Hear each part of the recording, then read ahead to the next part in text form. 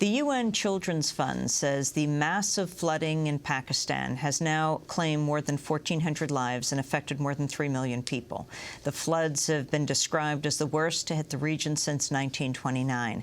Pakistani officials are concerned the rising waters could threaten to overwhelm the Warsak Dam, the nation's third-largest dam. Some residents north of the city of Peshawar have already been evacuated. The catastrophe is likely to deepen as more rains are expected and conditions are ripe for the outbreak of disease. In the Trasada region, Nur Allah returned to his village to find his house had been washed away, along with a small sugarcane field. Apart from the loss to human lives, the flood has also damaged crops. Lots of livestock has been lost. There is so much mud in the houses that it is impossible to get inside. Many Pakistanis have taken refuge in a relief camp set up by the army in the outskirts of Nowshera.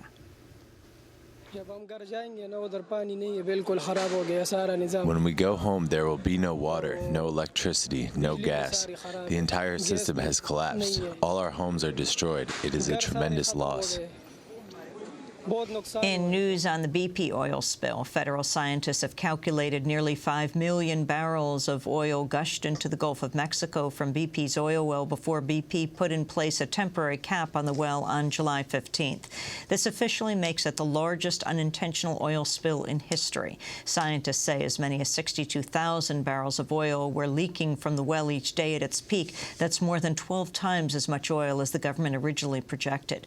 BP is planning to attempt to seal the well for good today using a procedure called static kill. Meanwhile, BP faces an investigation into whether its employees profited illegally from the Gulf of Mexico spill. U.S. securities regulators are investigating potential insider trading in shares of BP, including by BP employees. At issue is whether people illegally profited from trading on non-public information at BP. At least 2 Lebanese soldiers have reportedly been killed by Israeli forces during an exchange of rocket and gunfire along the border between the two countries. There are conflicting reports about how the violence began. Witnesses told Reuters the Israeli army fired at least 7 artillery shells at the village of Eidaise after Lebanese troops fired warning shots at the border. Lebanese troops then responded with artillery fire. The incident appears to be the most serious military confrontation along the border since Israel's month-long war against Lebanon in 2006. In Afghanistan, 6 children died on Monday when a suicide car bomber attempted to assassinate the governor of Dan district. The governor survived, but the blast killed 3 boys and 3 girls who were between the ages of 6 and 10. Meanwhile, militants have launched a rocket and ground attack on the main foreign military base in Afghanistan's southern Kandahar province. 2 rockets hit inside the base, reportedly killing 1 foreign soldier and wounding some civilians.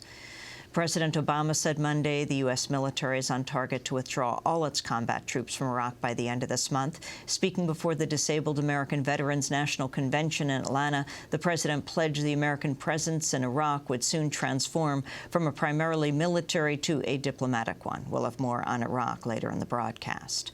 UN Secretary-General Ban Ki-moon has announced the launch of a 4-person international panel to look into the May 31st Israeli attack on a Gaza-bound aid flotilla that left 8 Turks and 1 Turkish-American dead.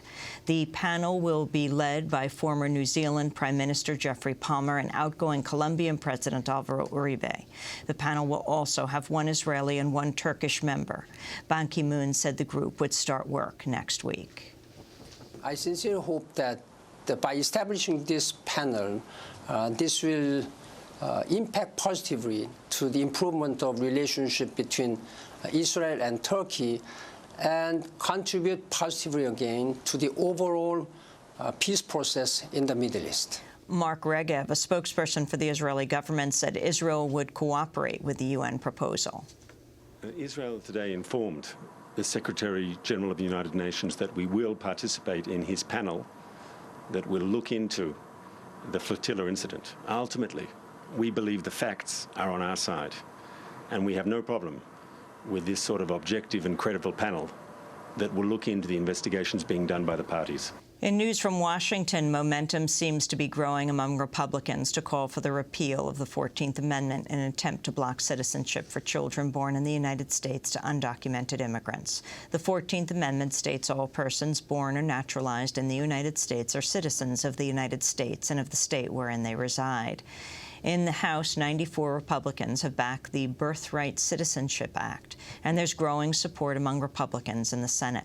Huffington Post reports Senate Minority Leader Mitch McConnell supports a review of the 14th Amendment. On Sunday, Republican Senator John Kyle of Arizona appeared on CBS's Face the Nation and called for hearings to be held.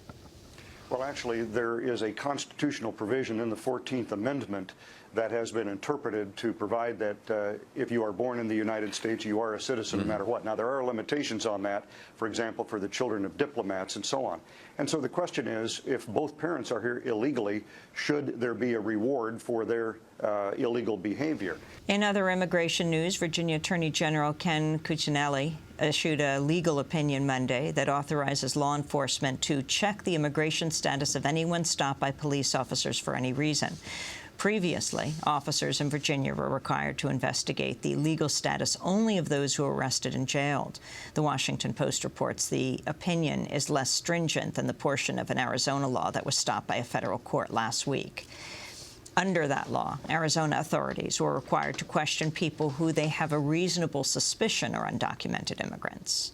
In business news, Countrywide Financial has agreed to pay $600 million to settle shareholder lawsuits in the largest payout so far from the subprime mortgage crisis. The settlement would end several class action lawsuits that claim Countrywide concealed mounting risks as it loosened its standards for loans. As part of the settlement, Countrywide didn't have to admit any wrongdoing. The head of the UN panel on climate change spoke in Mexico City Monday and urged world leaders to reach an agreement to cap carbon emissions at the upcoming UN climate talks in Cancun. Rajendra Pachauri is the chair of the Intergovernmental Panel on Climate Change. And if we want to limit temperature increase to about 2 degrees Celsius, 2 to 2.4 degrees, then we have estimated that global emissions will have to peak no later than 2015. And that's what makes Cancun very important. I think it's absolutely essential that we get some agreement to bring about some tangible efforts for reducing emissions of greenhouse gases. Because we don't have the luxury of time if we want to limit temperature increase to, say, around 2 degrees Celsius. Now, it doesn't mean that you can't do it later, but if you do it later, it'll be much more complex and much more expensive. At least 22 people have died in Kashmir in recent days, including 7 on Monday when Indian troops fired live ammunition and tear gas into crowds of protesters. Tens of thousands of people demonstrated across Indian-controlled Kashmir Monday as Kashmir's top elected official, Omar Abdullah, traveled to New Delhi to meet with the Indian Prime Minister, Manmohan Singh. Iranian President Mahmoud Ahmadinejad has called on President Obama to face him in a televised one-on-one debate in September. The proposal came as Iran deals with a new wave of international sanctions driven by Washington, aimed at pressuring Iran over its nuclear program.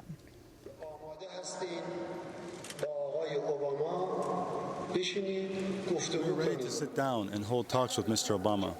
We are already prepared. We have made plans to go to the United Nations towards the end of September. We are ready to sit down with Mr. Obama face-to-face, man-to-man, albeit free in the presence of the media, to put the issues of the world on the table. A federal jury has convicted 2 Guyanese men of conspiring to blow up fuel tanks at John F. Kennedy International Airport in New York, though federal authorities acknowledge the plot never progressed very far.